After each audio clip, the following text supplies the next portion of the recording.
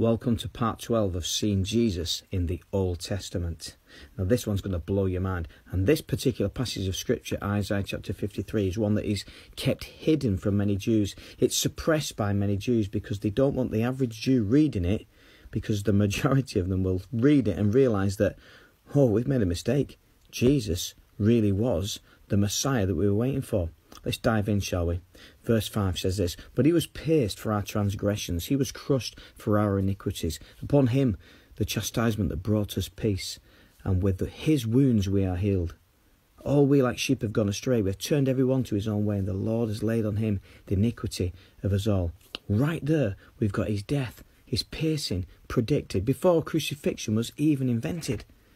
And the beauty of it is this, that it's through that our wounds are healed. It's through that our iniquities are forgiven. He was oppressed and he was afflicted, yet he opened not his mouth. Like a lamb that is led to the slaughter, like a sheep that before its shearers is silent, so he not opened his mouth. Just described there is the scene where before Pilate, he doesn't speak, because to speak would be to profess his innocence, and yet he was meant to die.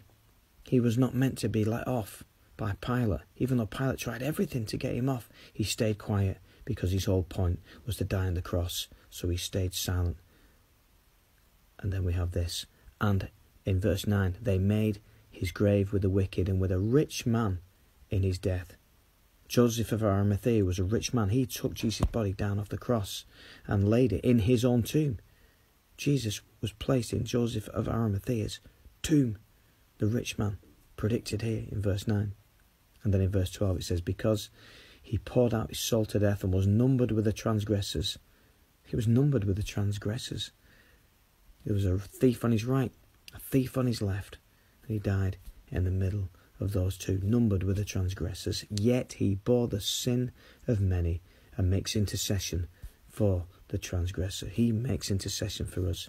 We can be forgiven. We can end up in heaven and on the new earth with God because of what Jesus did on the cross. And it's right here predicted 700 years before he was born in Bethlehem. It was all predicted. It was all laid out. I challenge you to not believe in this. I don't know how you can.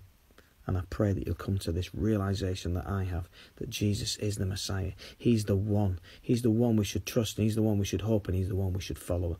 And he's the only one to whom we can be forgiven. Come to him, people.